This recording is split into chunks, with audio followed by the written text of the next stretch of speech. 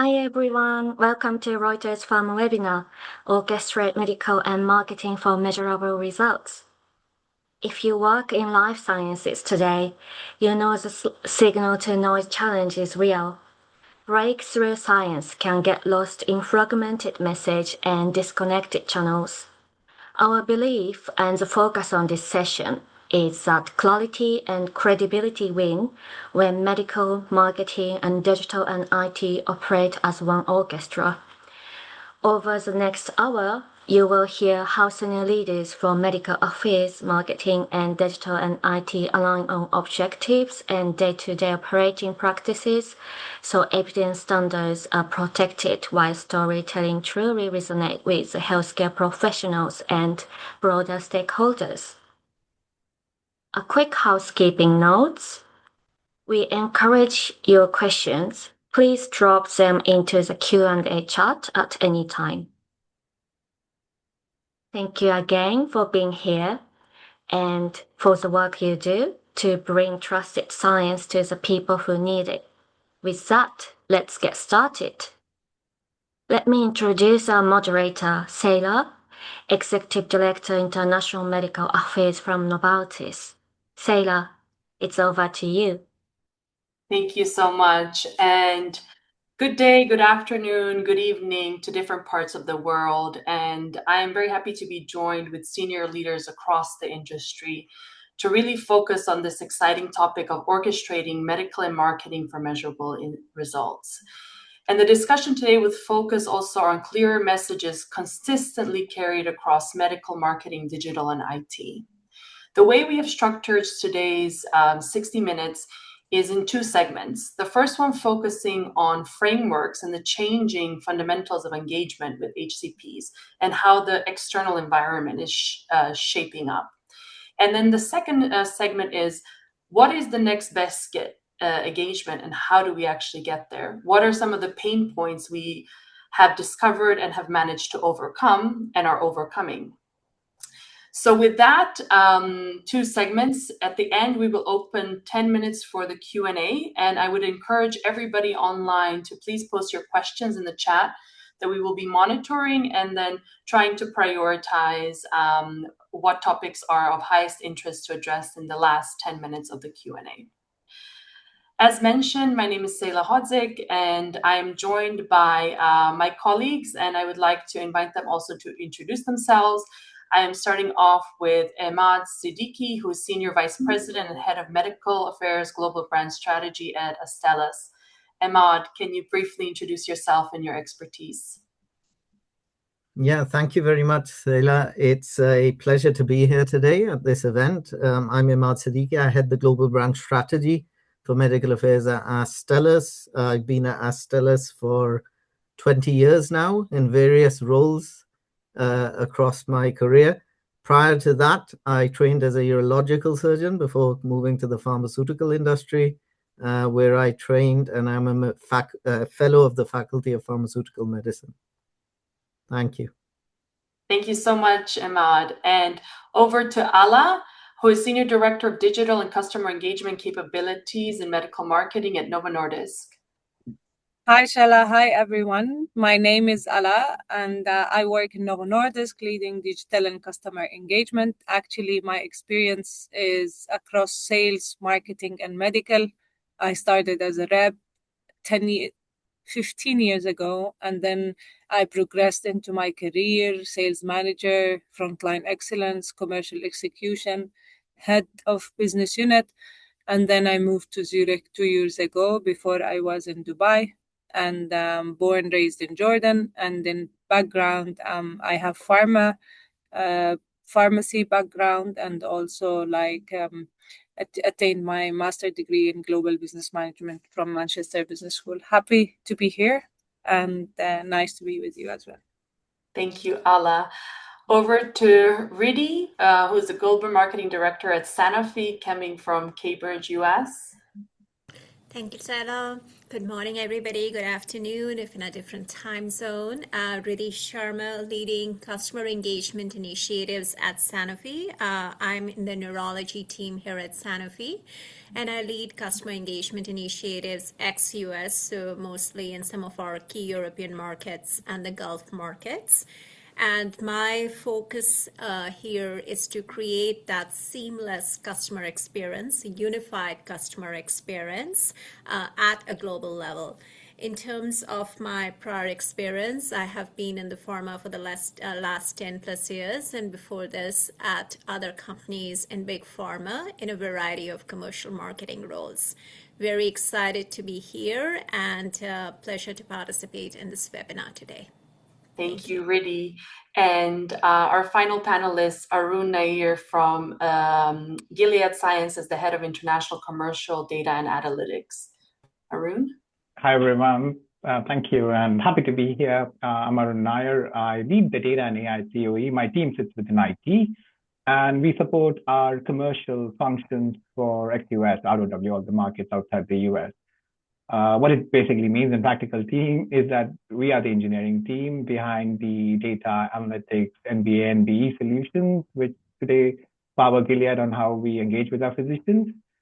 And in today, my perspective would be shaped from that lens. I mean, the person who builds the machinery behind, and I will kind of provide a view from that lens. Thank you. Wonderful, Arun. And with a very interesting panel, I will close off by myself as the Executive Director for International Medical Affairs from Novartis, as an MD with background and over 15 years of experience in the pharma industry across medical and strategy. And I want to acknowledge that the discussion and the thoughts that are going to be shared today among the panelists do not represent the viewpoint unnecessarily of our company, and these are our individual thoughts. So with that, I would like to also already kick us off onto the first and very exciting topic, and this is about the frameworks in the changing fundamentals of engaging HCPs. We want to discuss a little bit about the practical frameworks to translate complex science into clear and compelling messages for assets across the channels. What are the changing fundamentals for engaging HCPs, and how are we prompting to get there? We know the environment is shaping very differently. The attention span and the time that we have with customers is reducing significantly. So I would love to go around the panel again and ask them, what does next best engagement look like in practice, especially within orchestrating medical and marketing? So Riddhi, can I please ask you to open this topic?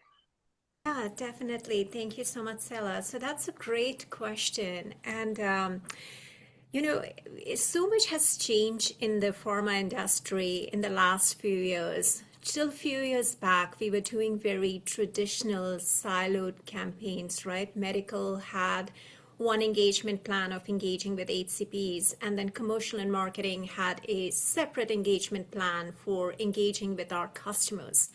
But so much has changed just in the last couple of years, or the last 3-4 years. And today what we are moving towards is this traditional siloed pharma campaigns are moving more towards a dynamic campaign system.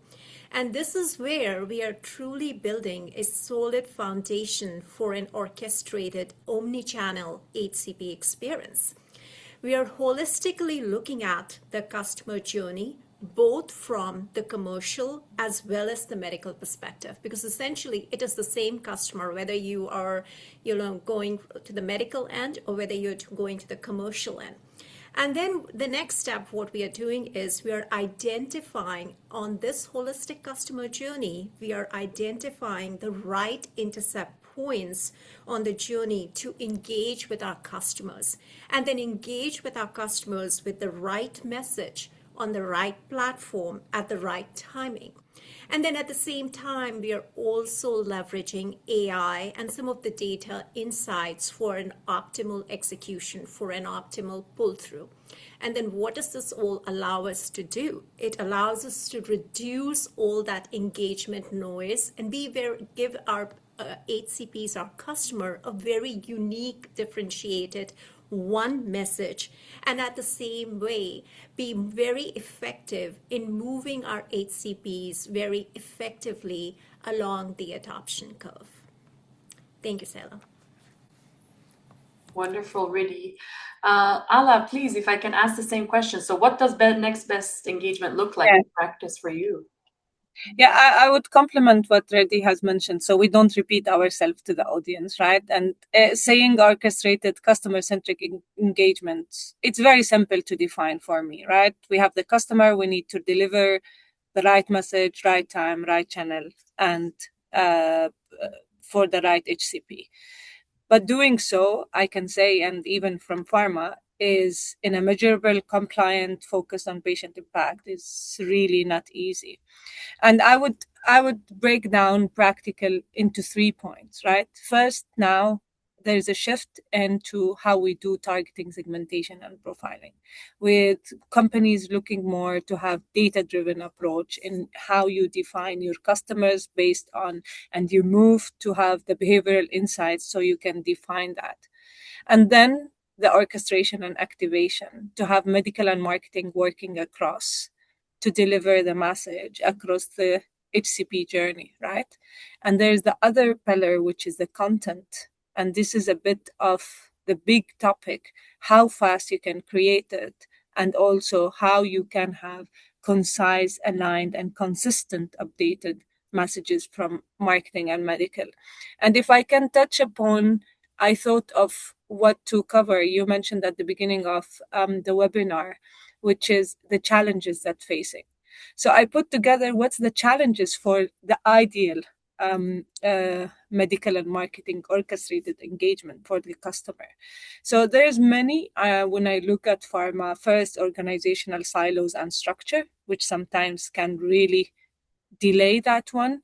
The data fragmentation, I think it's the biggest among, even for the most advanced one. Regulatory and compliance, and also how fast you can create content creation. And finally, of course, the ideal orchestrated customer engagement is more data-driven, modular, governed, which deliver personalized scientific interaction. As you mentioned, the dynamic is changing very fast, and the HCP needs is changing very fast. So that's why we need to work on this to achieve. And there's also overloading of Pharma on how they deliver to our HCP. So we need to really focus on how we build capabilities, we structure the data, and we have these cross-functional squads that really can build orchestrated customer engagement with the same goals and KPIs that can be measured. Thank you, Ala. You mentioned a little bit on content, and do you want to maybe expand on the type of content, or give maybe some example of what that is in the future? So you remember that in Pharma, we used to have this content that created the traditional contents that we have couple of slides and IVAs and leave behinds. But I think now even the customer needs is changing, how we are delivering the content in small digital micro-learning, and even like short videos, and even the generations of our HCP is changing. Now we have the younger generation is entering the segment, and that's, I think, it will need the Pharma to really adapt very fast and really adapt in how they generate their content and how they approach their customers in a different way. Wonderful, thank you. I would like to pass it over to Arun to also share your perspectives on the same topic. Thank you. I'm going to start with why I feel the old model is broken. I mean, we have spent a lot of time, digitizing aspects of our rep model, right? But what we haven't really done, and this is where I think it's a forefront, where we are thinking of our engagement means. What is the fundamental rethink on what does engagement means when the physician is deciding today how, when, and whether to engage with us? And we can really see that, right? I mean, there is an access erosion. And the real shift you see is that the physicians are now operating in a pull-based information economy. So they are accessing clinical data, peer opinions, treatment guidelines on their own term, and sometimes outside the pharma-controlled channel. And then you also have channel proliferation, right? The number of channels we have. So what it kind of comes back to is, so without really intelligent orchestration, these would be just uncoordinated touch points. Now, the reason I kind of start with that is the question from a technology POV is the NBA we are building today, are we building the data and decision solutions which really make it real? And I'm going to kind of focus more my answer on the NBE, what does it look like in practice? So the way I would see is NBE is not next best action with a rebrand. I mean, it is not. It's a fundamentally different architecture. Action was transactional, right? We send an email, we trigger a call, we send that content. Whereas engagement is relational. So the question we have to answer is, what does that physician need at this stage in their clinical decision making, and what part of the organization is best positioned to solve for it? Now that's a large shift. And from an NBE point of view, if you think about it, 3 shifts. From a single action, we are now moving to orchestrated sequence, and orchestrated sequence across medical, commercial, digital, a tech problem. Now, intelligence. We're moving away from rule-based starting models to real-time signals, inferences, treatment stage awareness, a data problem. And third, from siloed ownership from teams to shared decision, which is an organizational problem. And all of the 3 have to move together, and that makes it quite hard, like having an NBE. Now, I'm going to take like maybe a couple of minutes and walk you through what it means in practice, where the gap between and vision and reality, and where sometimes organizations stall. Think about layer 1, foundational layer. I think Ala and Riddhi kind of emphasized the data. So the fact that your data foundation, fragmentation of physician data across CRM, medical information systems, Congress attendance, how do you bring that together?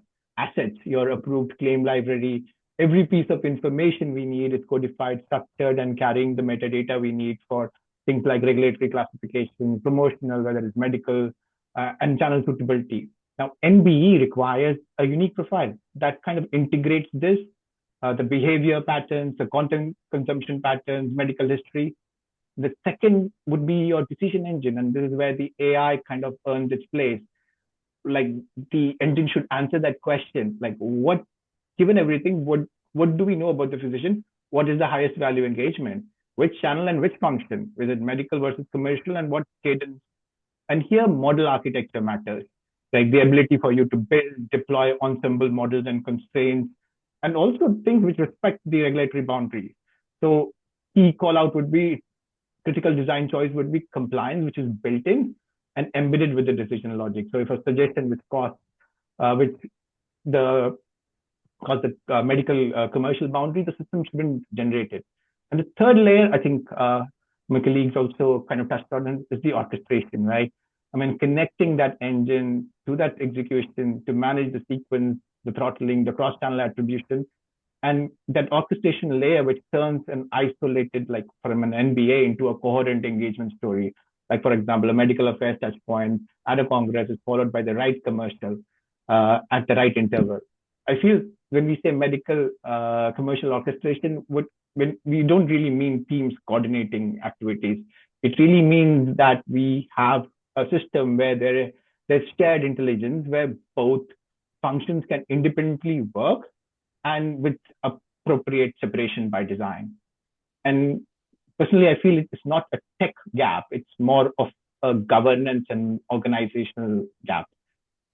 And the future of that is an engagement is not about more channels or AI. It's kind of building that intelligence layer that will allow both teams to really work together and deliver like a coherent, compliant, and valuable engagement to our physicians. Thank you, Arun. I think you brought an important topic, which is about the independence of the functions, but then the synchrony or orchestration being the key, right? Because clearly the value each individual function brings to the table is very clear and has a very clear compliance outline.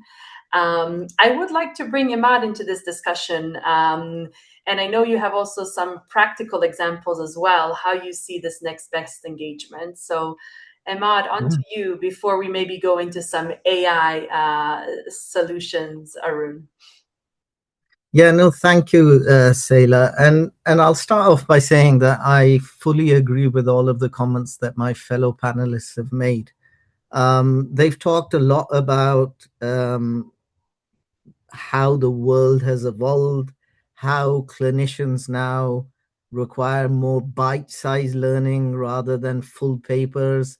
But I agree with all of that. But the angle that I'd like to take is that we in pharma need to look at the outside world, and we need to look at the companies who are successful in the outside world. And for example, I'll give an example of Amazon.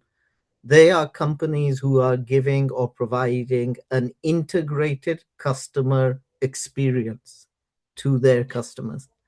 And we need to learn in pharma and do that as well. And let me give you an example of that. I work in medical affairs, and I capture the insights through the MSLs, through medical information inquiries, through local and global advisory boards. But my marketing colleagues also capture insights through market research, through their commercial advisory boards. The market access colleagues capture through HTA meetings, etc.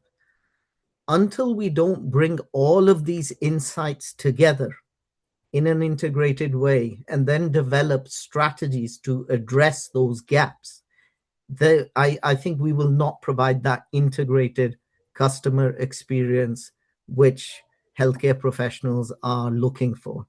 I don't think healthcare professionals want to see companies as medical, marketing, etc., etc. They want to see the face of a company, and one face of a company that will provide them that experience. And that's something that we're trying to do at Astellas. And I can talk more about that later on. But I think how you then deliver that experience, that is through the bite-sized learning, the infographics, the interactive posters, the microsites at congresses. That is all which Ala and Arun and Rida have talked about. But it's the integrated customer engagement that is important. Wonderful, Imad, and I think that's a good segue to maybe come back to Arun on maybe sharing some examples on how even AI tools can boost this productivity while ensuring compliance and not adding complexity. Perhaps is it from the insights gathering standpoint, or maybe some others? Interesting question, and it's an interesting and a hard question, and I'll tell you why I say that. I mean, and I think a lot of people might feel the same. I mean, in most of the organizations today, we feel AI is additive. So we've added a new tool on top of an existing workflow. So for example, MLR, we've added an AI tool on top of our existing compliance.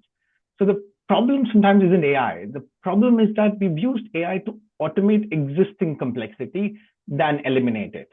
Right. And that's the fundamental difference between the approaches. So like, how do you boost productivity and compliance without adding complexity? One, that kind of adds to our cognitive burden, and the other, which reduces the cognitive burden.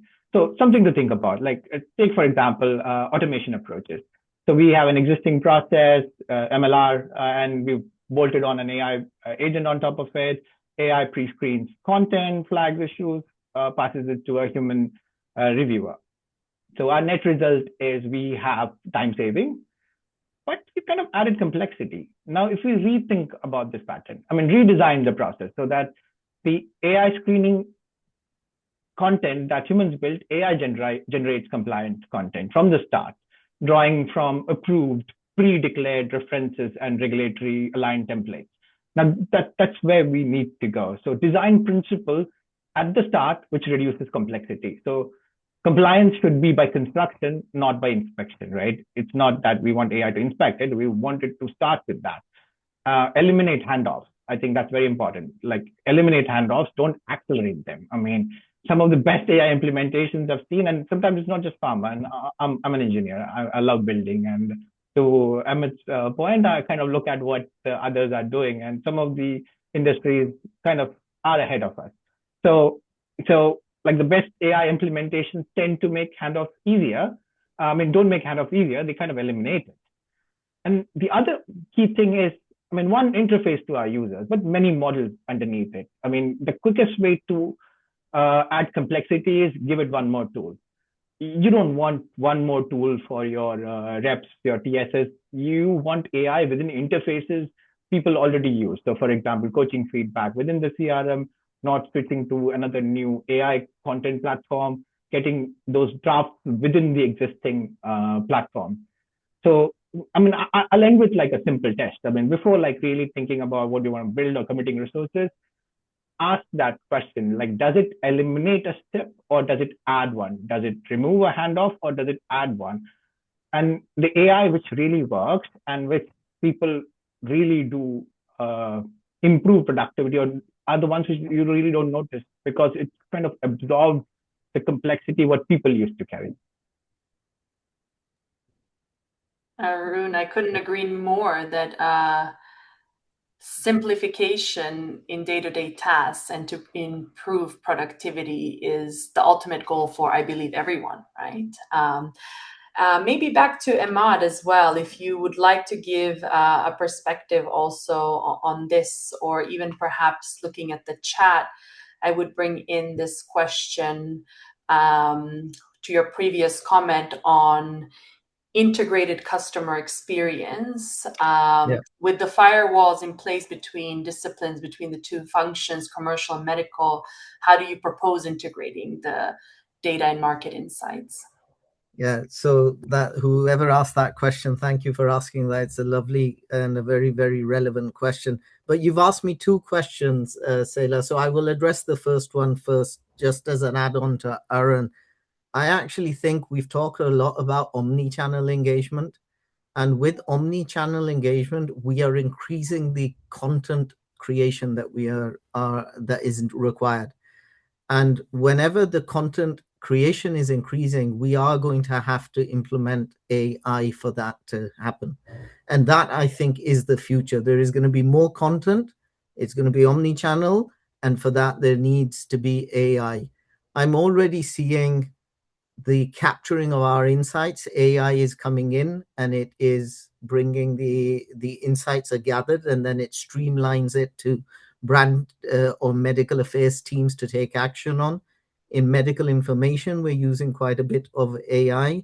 And then obviously in publications, I have seen a first draft of an abstract being created from a clinical study report through AI. So I think AI is coming in and we need to adopt it and adopt it in the right way and right places. I'll move to the second question, which was asked about the firewalls. And let me be clear there. There must be you can call it firewall or compliance separation between medical affairs and commercial when it comes to execution of specific activities. How we see it is at Astellas, we have global brand teams.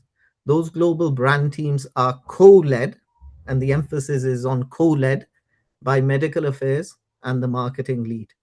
It includes the 5 co-creation countries, which are usually the 5 big countries across the globe, and then several other team members. That team works in an agile manner. The team's purpose is to develop the integrated global brand plan. Now, the medical component of that integrated global brand plan is brought by the medical team, the medical affairs team, to that brand plan. So the commercial element comes from the commercial team, market access from market access, but we all listen to each other's insights that are captured, because if you want to do the best for the patient and ensure that the right drug gets to the right patient at the right time, then you all have to work in a coherent manner. Now, when it comes to execution, just being very clear on boundaries, What we call things at Astellas, we say there are certain guardrail tactics. And those are the tactics which medical affairs must independently execute. Data generation, data dissemination, publications, posters, abstracts, etc. The benefit risk assessment of our products done by the benefit risk team.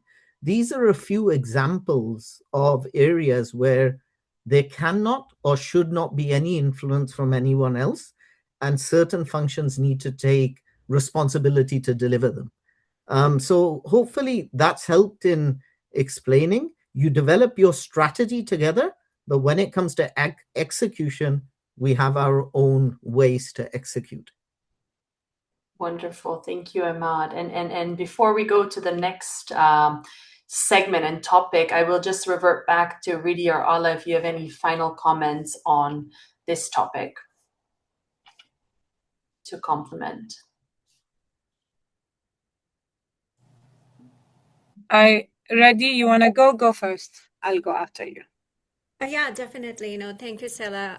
I completely agree with both Emma and Arun, before that said on this topic. And yes, we have to definitely be compliant in terms of keeping the marketing and the medical sort of like, the boundaries separate and the arenas and the rules into place. But for having an optimal HCP engagement, what are some of the couple of critical things which we can do? So to have one unified customer journey. About, a few years back, there was a separate customer journey on the medical side, separate on the commercial side, separate pieces of communication was happening, right? So how do we have, as medical and commercial, that one unified customer journey orchestration? We also need a North Star vision for unified engagement, right? So customer engagement is timely, it is relevant, it is tailored to specific needs. There is cross-functional collaboration happening so that it will allow for a seamless experience for the HCPs. It's agile, it's more responsive in approach. And it's like a similar, a simple example, if I may take, to add a little bit to it. For example, if a targeted email, and this is just an example to show how seamlessly we can integrate from both the commercial and the medical side. For example, a targeted email is sent about a clinical study results by an MSL, and in week 1. In week 2, we could follow up with a personal MSL visit and have a scientific discussion. Then we could lather in the commercial aspect from the journey and pulling through, which could be from a commercial point of view. We could share the digital portal access with the implementation tools. And lastly, we could have an account manager follow-up on some of the proactive specific solutions. So here what we are doing is seamlessly, we are integrating both the commercial as well as the medical point of engagement. We are not having any duplication, and it is very seamlessly blending in. So some of the things which are very essential from my side for this to happen is there should be a single HCP profile which can track all the touch points. There's a single HCP profile across both medical and commercial. There is consistent messaging across all channels. There is a real-time adaptation based on some of the engagement signals we are seeing in the market. And lastly, there is a coordinated follow-up with our customers, with our HCPs, by both commercial and medical. So if we take few of these things and put them into implementation, it will really help us to optimize our engagement with our customers out there, putting that one message instead of having all these different flurry of messages coming sometimes from both commercial and medical to the same set of customers, and to be more have that retention, in the minds of our customers. Yeah. Shall I add to that, Sheila? I think it's a nice segue even to our next topic, Ala, and maybe I will ask you to complement it in this piece, because we've kicked off basically the next segment, which is how do we get there, right? How do we get to this next best engagement? And we've recognized that the cross-functional content workflows and review processes that shorten cycle times without sacrificing scientific accuracy is the end goal. But then we talked a little bit about how do we ensure some guardrails and highlight any risk mitigations and compliance safeguards between the functions. So perhaps I would go around again on this topic to see how are these fundamentals of engagement changing. We've heard a lot already, but then how are we actually preparing our teams for it? And maybe sharing examples. I know, Ridi, you just gave one, but I would maybe kick off with Emad and then give it to you, Ala, to complement on this piece. So how are we? You asked for some examples of how we're changing. So let me give you one example, and then the others. Previously, whenever we would deliver a clinical study and write up the publication and present the publication at a congress or publish it online, the success used to be measured by how many people attended the congress, and then you'd be which journal did you get published in, and these are all important things. I agree. But another thing that we've recently started doing at Astellas is looking at the social listening impact of the data that we disseminate. So when our data is presented at a congress, our healthcare professionals are now using social media so extensively these days that they tweet themselves, they use various forums to spread the message, what they've heard at a congress. And we've been using social media listening to see how many times that data has been shared and how widely it has been shared. And at the end of the day, when you deliver groundbreaking data that can change practice across the world, that is one of the things that you're most interested in, that does my message get communicated widely? So I think that, Seila, is a very good example of a way in which you can measure the impact of an activity that you've carried out. And that I would share as one example. The other example, which I think it might be in its infancy, or maybe I'm wrong, there are other experts on the panel who might know more. I was fascinated by that, and that was that recently at one of our meetings, one of our sales reps, and this was not a medical rep, a sales rep, but this will apply to MSLs as well, showed us having a live conversation with a bot. That bot was a professor, and we were watching in the audience, and it was a proper interactive conversation happening between that professor online, who was a bot, and this sales representative. And the only way in which we could find out that that was not a real person was that when the bot would stop talking, their lips would come to one static position. But if someone didn't know that, honestly, the way the sales rep was asked questions by the bot, interrogated by the bot on the data, was fascinating. And I honestly think in the future, maybe this will be a tool that our MSL training for medical scientific liaison reps, it would be something that may become the norm in the future, but who knows? Wonderful. Great example, Emad. Ala, if I can ask the same question to you.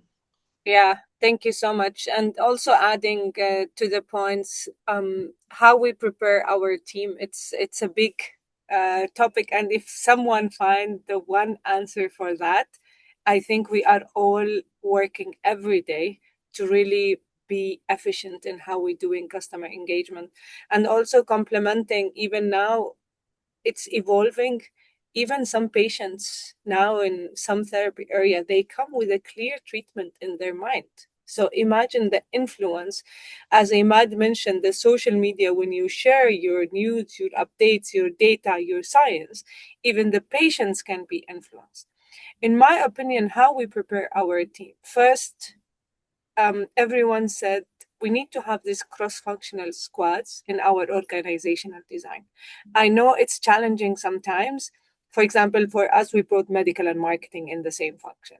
Even if it's not in the same function, we need to build an organizational design squad for teams to make them work together.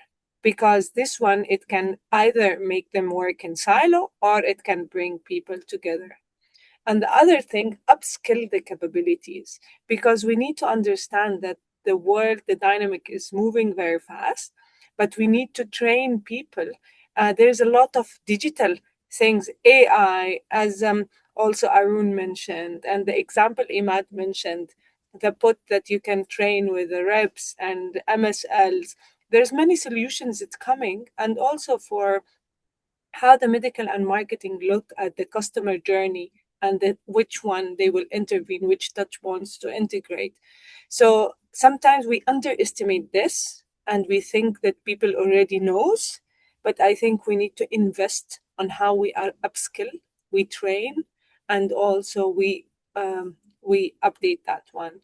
If we want also to prepare our team, we need to give them the solution and the right governance to create content, and also be flexible and creative in how we create that. This one is very integral for that one.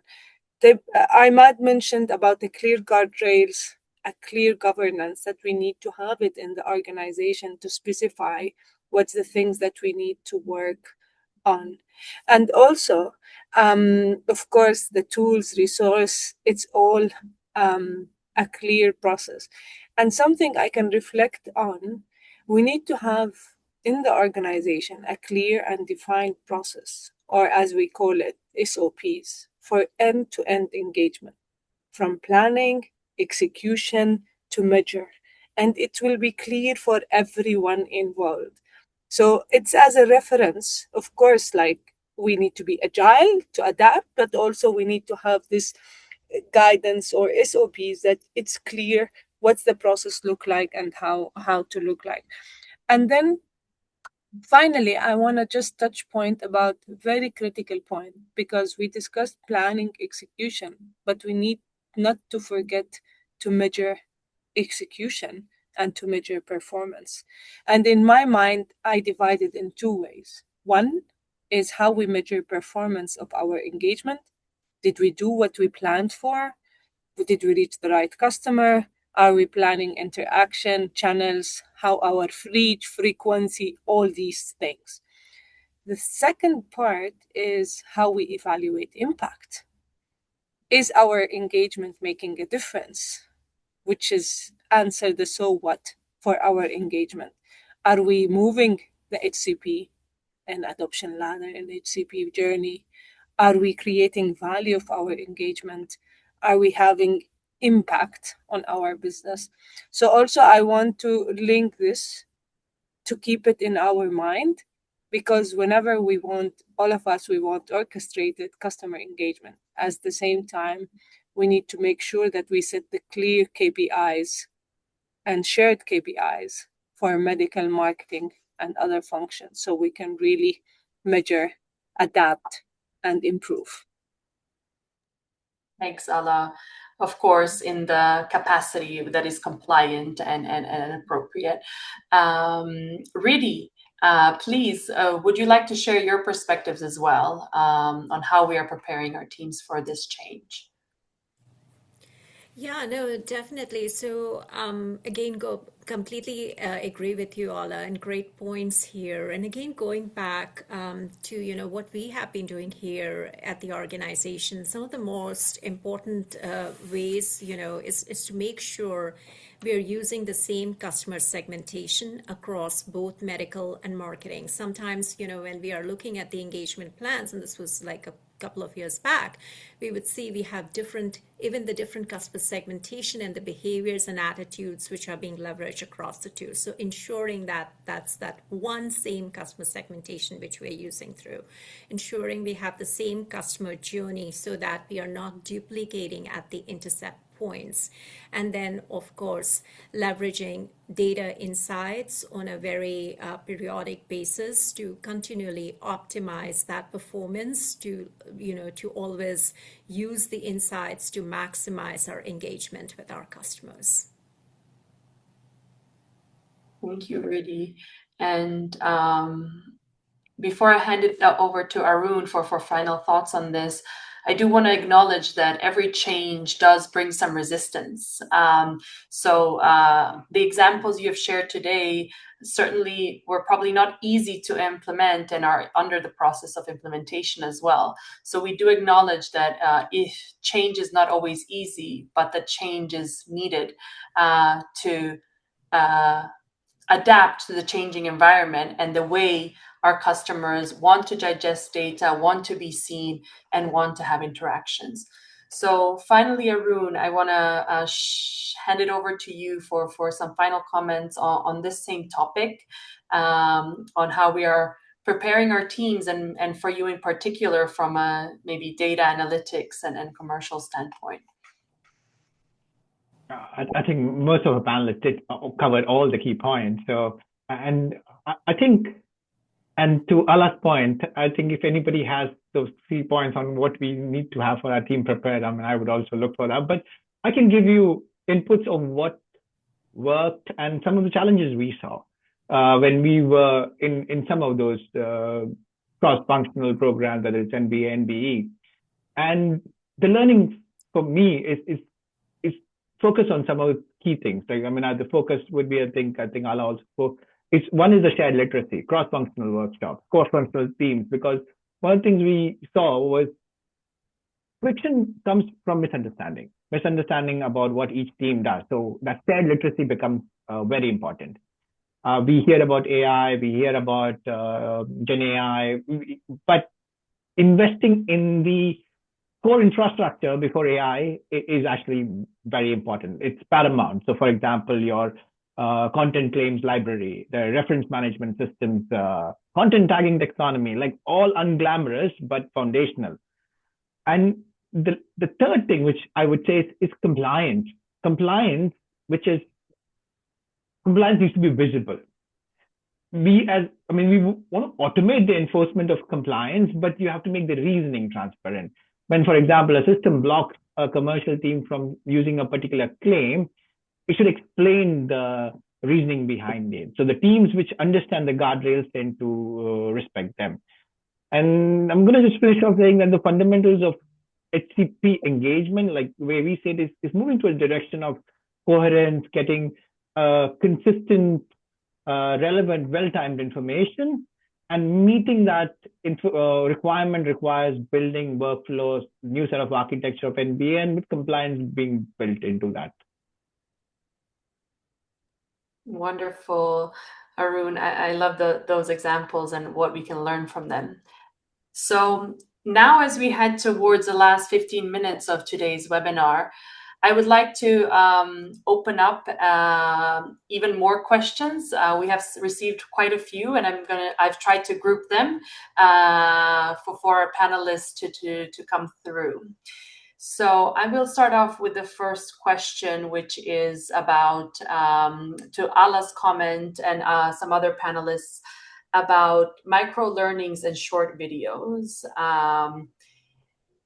Could you perhaps, and the rest of the panel, see a need for concise, audit-ready visual explainers to improve scientific clarity? For example, could there be an impact describing mechanism of action, study design, endpoints, or safety communications?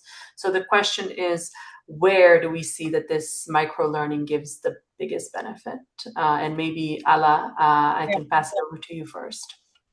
Yeah, a very good question regarding this one. And before answering which part can be useful, is it the mechanism of action, the safety, or dosage and administration?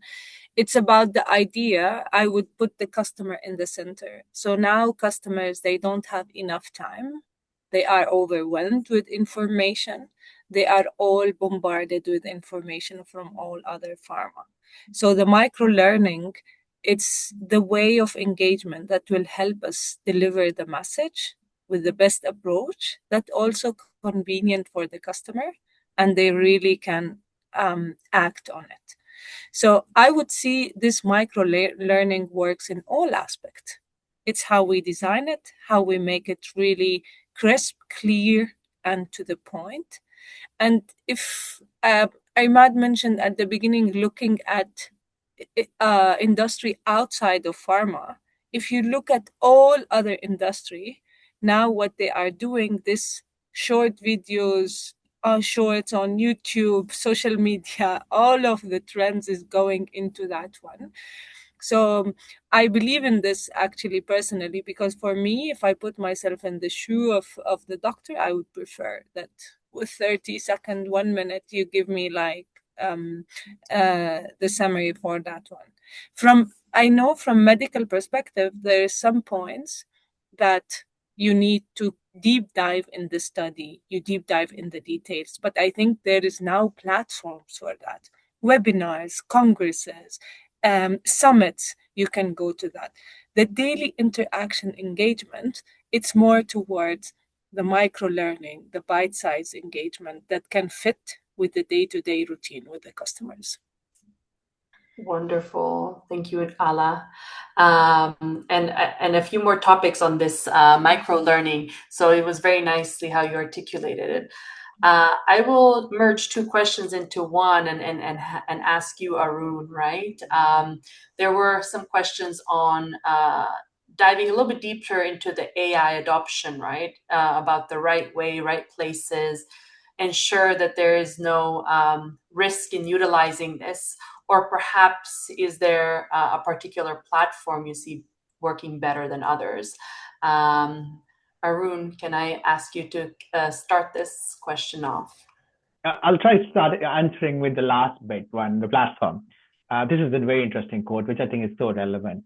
Today's AI is the worst you will ever use. And so this is the truth. The AI is evolving every day. Platforms, models are so the one which you are using today is the worst of what you will see maybe tomorrow. So there is no good answer of what is a platform. I think it kind of comes back to what is your specific need and what really works for it. So now going back to the question on risk. Now, I think it starts with, we have to be honest on what is the risk actually? I mean, are we talking about a model which is unintelligent, or a model which can learn from a lot of things, including off-label information and providing a problem? So that is the problem we want to solve for. Like, we need to constrain. So with any AI system, putting the guardrails, how are the AI going to learn, what is going to be used would become important. So one way of thinking is like layers of AI governance. So and I'm going to speak about the specific examples on content creation, right? We will have to think about how do we constrain the input space so that the model is learning from things which we know are compliant, regulatory approved, and that's what we want to learn it. Second, every action might not have the same kind of risk. So you might want to understand and look at what are my tiering of my risk. So for example, some of them will want a human in the loop approach. You really want a human to review everything. Some might be like summarizing of some content for your own consumption might be a tier 3 risk. So kind of thinking about classifying what are the risks, what would you generate. Third is the audit trail. I mean, like part of a product feature that every piece of information which AI is generating, that it provides the audit trail. What were the claims being used? What are the references being cited? What model version is used to generate it? And the governance here applied. Now that becomes the aspect. I mean, the way I think about the right way is not to move slowly, but it is to move precisely. I'm like, to adopt pharma in AI, it's just not that we should move slowly with a lot more guardrails, but we need to be very clear where we want to use it. We want to constrain our inputs. We want to classify the risks, and we want to have an audit trail. Wonderful. And Imad, maybe on to you, as the question was also specifically asked to you, whether there's any particular platforms you see working better than others. Yeah, Sila, there no particular, AI is coming in so much these days that every every department within medical affairs is trying to use it in some way or form. So rather than recommending a particular platform, to be honest, I think we're going through a learning exercise and trying to find what AI can provide us, how it can make us more efficient. But I do really want to emphasize the point that someone made earlier, that AI is not the solution to everything. We have to tread carefully. And the reason is because AI does not come up with the data on its own. It goes and searches sources of data and assimilates that and brings it in a format to us. And we need to make sure that where it is sourcing the data from and how it is sourcing the data, and is it doing it in a balanced way, etc. Is that the correct way of doing it? So I don't think we're at a stage in which we can solely rely on AI for everything, but the way in which technology is advancing, I do think it will become something for the future. So, for example, I gave an example of developing a first draft abstract for a poster presentation at a Congress. If you have a clinical study report which you have created, there is no reason why AI should not be able to pick up the key results, introduction, etc., from that and summarize it into a small format for an abstract. But where I do sometimes get uncomfortable, and I've been experimenting it myself, I go on ChatGPT and I ask a question, and ChatGPT comes up with an answer. But then I realize that it has probably not gone and looked at all of the sources of information which are still important. So I think we need to carefully, step by step, adopt AI, but we do need to welcome AI with open arms because it is going to be the future. Wonderful. Next question is a little bit about KPIs teams use to measure impact of medical affairs jobs, but I would even broaden this, right, to both functions. And you touched up a little bit on it, Ala. Would you like to expand? So this is a very good question, because always, like, when we bring KPI and how to measure engagement, there is the separation, right? Because medical would say we need to stay compliant. You cannot measure business impact.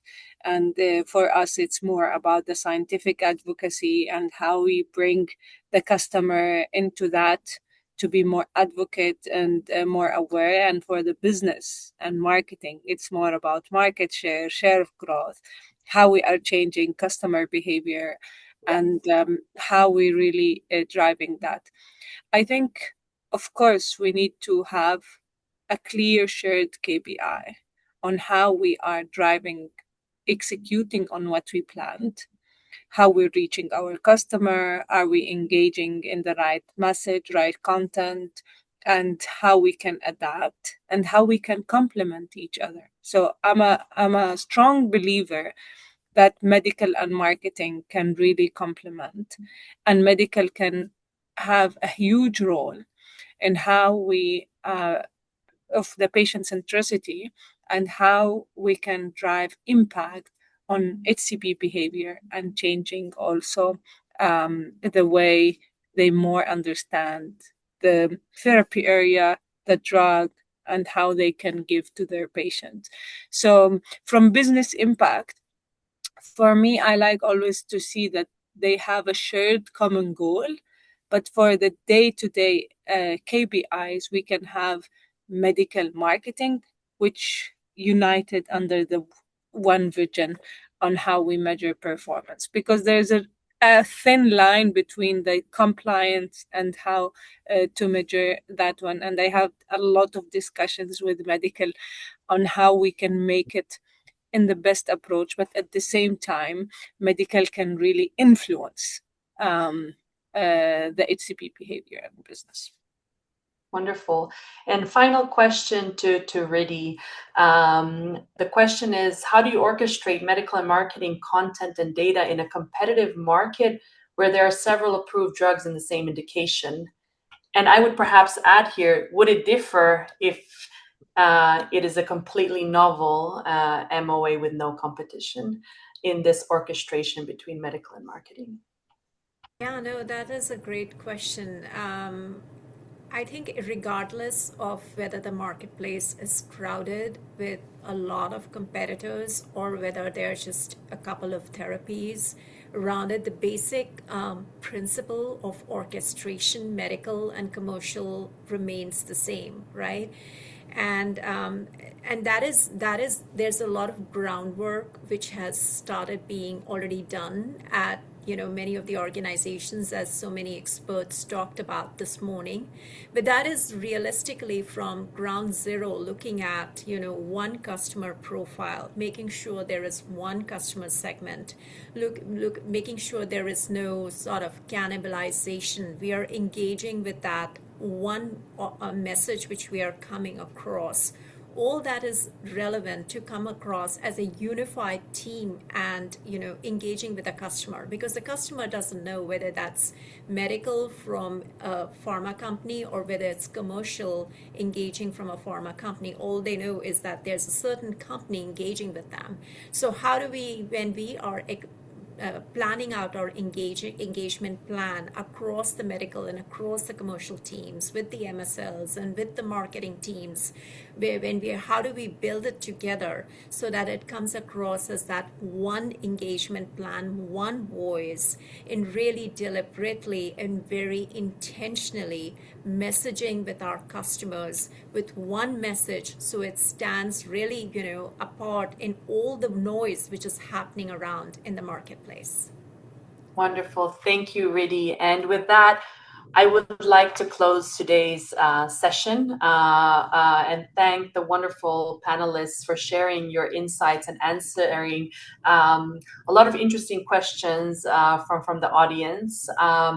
In a few moments, I would just call out some of the key points we touched on today, which was that separate plans and working in silos across the functions is changing, and that we're moving clearly towards a more dynamic omnichannel approach, that we need to look at the outside world and bring it inside to pharma. So what do the customers really want and like to hear in an integrated customer experience? And we've heard from different members ideas how to get there.